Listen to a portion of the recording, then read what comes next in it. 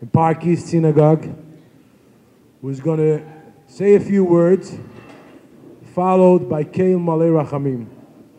If in the back you don't have any seats, there's a lot of empty seats in the front. Please come up, take a seat,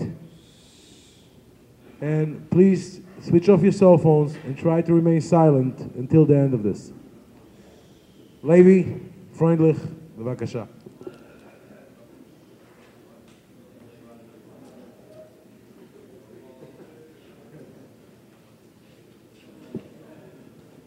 Good evening, everyone. First of all, my wife and I would like to take this opportunity to express our heartfelt condolences and wish our dear cousins, Shloshim, Chaim, and Daniel, Arichas Yomim, B'shanim Toivos, long, happy, and healthy lives, and may none of you know any further sorrow. As Shloshim mentioned earlier, his father, my uncle Moshe, was born out of the ashes of the Holocaust, at a time when the Jewish people had just experienced the most unspeakable horrors. However, I'm not here to dwell on that. I'm here to dwell on the meaningful life he led and he headed towards. Although his early years were traumatized with unwell parents and the untimely death of both his mother and his father, which made him a Yosem at a very, very young age, my uncle Moshe strived to build a family and bring them up Kedas Moshe v'Yisrael.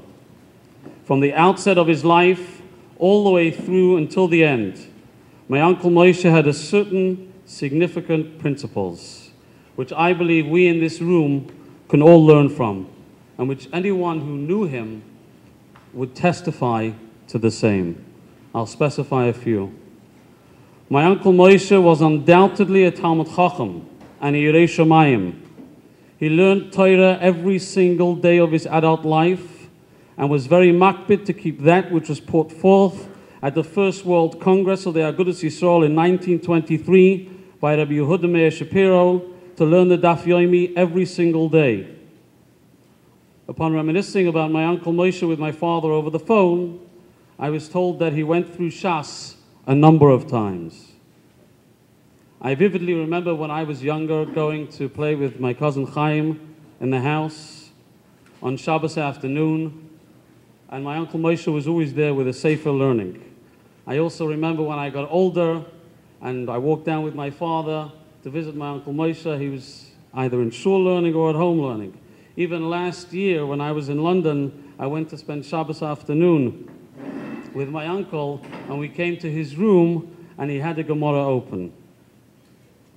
His learning, though, was not something which was simply academic. My uncle Moshe practiced what he learned. He was a very frum man, and he was a staunch Shomer Torah mitzvahs. Anyone who was acquainted with my uncle knew not to speak Lashon Hara to him.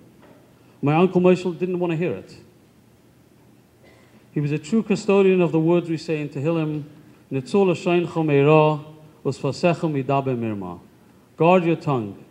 He understood the true meaning of the words which are repeated over and over again in the sefer written by Rabbi Yisrael Meir HaKohen Kagan, otherwise known as the Chafetz Chaim, in the sefer Shmiras HaLashon, that not only is it also to speak Lashon Hara, it is equally also to listen to Lashon Hara.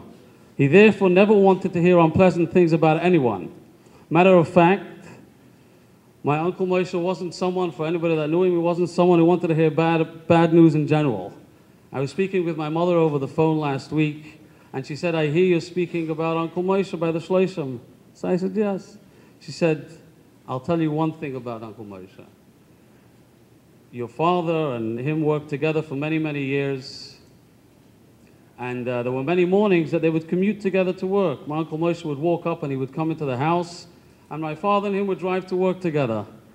Upon opening the door every single morning, my Uncle Moshe would walk in and he would say, don't tell me bad news, tell me good news. His yearning not to hear about bad gossip about anyone, and only to hear good news spilled over into his day-to-day actions. We all know that there are people in shul on Shabbos who don't have where to eat, and Baruch Hashem, there are the people who take them in and invite them and give them a place to eat. And then there are the people that are in shul on Shabbos who don't have a place to eat, and no one invites them. My Uncle Moshe extended an invitation to those people. All of those people ate by his table every single week. His house was an open house, and he practiced that which we just read in the Haggadah a few weeks ago, called Dichvin Yesev Yechel. All who are hungry, let them come in and eat. Speaking of which, I recently heard a story about a person. His name was Bradley. He wasn't a from person. He was found sitting at my Uncle Moshe's Seder table on Seder night. He was visibly sad and upset. Anybody who knows my Uncle Moshe knew that he never pried into anybody's business. But you have a guest at the table Seder night, he made it his business to make him feel comfortable, so he tried to find out what was bothering him. Bradley told him that his father had just passed away approximately 10 days ago, and he didn't have the funds to make a Jewish funeral. So his father had been laying in the morgue for 10 days, and he was going to cremate him. My Uncle Moshe right away, Chol Hamoed, when Yom Tov was out, made all the phone calls to the Chevra Kadisha. He paid for the burial, he paid for the stone, in order that this person should have a burial Kedas Moshe v'Yisrael. This person came to be Menachem Oval, Shlomi and Chaim and Daniel, and relayed the story a few weeks ago. Shlomi mentioned before about some of his father's difficulties he experienced during his life. My father tells me that when he and my Uncle Moshe were in the Jewish orphanage in South Woodford, England together, the faculty realized my Uncle Moshe's academic abilities, and they sent him to some other schools to be evaluated. He came back and on the report card showed his IQ of over 180. When they both arrived later on in 770 as Brachim to learn, Rabbi Mentlik inquired, why is there such a young Bacha here in 770? So they said to leave them alone. But they felt it, the Anhola of 770 felt it their duty to go into the Rebbe. They gave a report to the Rebbe once a month. So they came into the Rebbe, Rabbi Mentlik, Rabbi Simpson, Rabbi Levitin, to question why is there such a young Bacha of 17 years old in 770. So the Rebbe replied, "It's zwei Brüder bleiben zusammen, the two brothers will stay together." But the Anhola wasn't happy with that answer. So the next month when they came in to the Rebbe, they thought they would push the issue again. You know, why is there such a young Bacha in 770? There are other yeshivas you can go to. He'll come in a few years' time. So the Rebbe first brushed off and didn't answer, and they pushed the issue again. The Rebbe stopped what he was doing, he lifted up his head and he answered, "Ich soll mir nicht fragen davon." Don't ask me about this again. The brothers will stay together. We're now in the time of the Sfiras HaOmer, where we're all familiar with the story of Rabbi Akiva, and why we don't cut our hair, and why we don't listen to music, where everybody's familiar with the story. My Uncle Moshe personified the true meaning of that which we say in Pirkei Avos, Perek Aleph, Hillel Oimer. Hevei mitalmidov shel Aaron HaKohen, Oyev Shalom, V'roidev Shalom, Oyev es Abriyos u'Mekorvan LaTorah. Be like the children of Aaron HaKohen. Loved peace, he ran after peace, he loved people, and he brought them closer to Torah.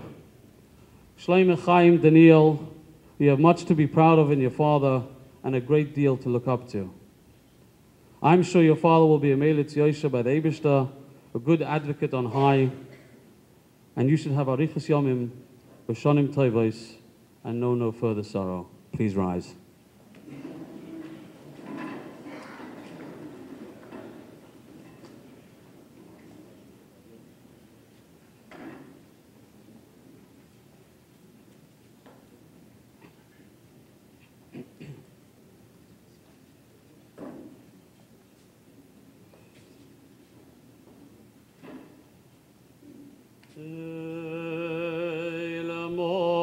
Maleh, Rachamim,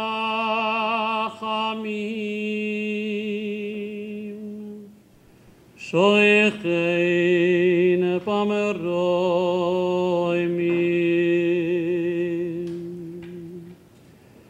Hamitzei Menucha Nechoina,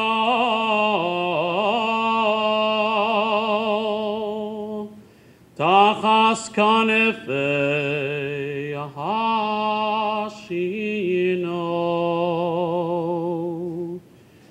b'malach הנשימות טהורים כזוהר רקיע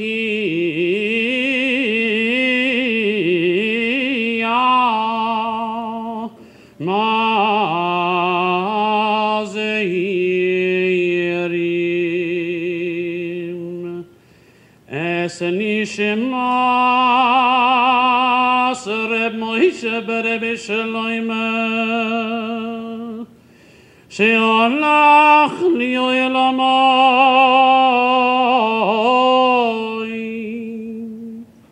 בעבור שבלי נדי ייתן צדקו ביד הזה קורס נשמוסוי בגן עדן תהיה מנוחסוי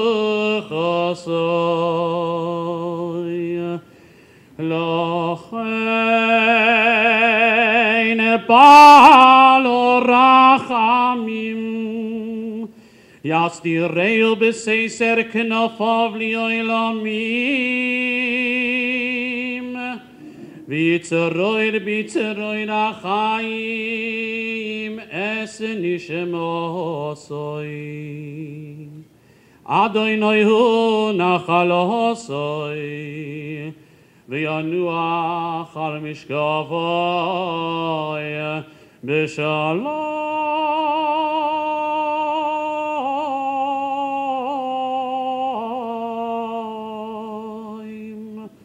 ונאמר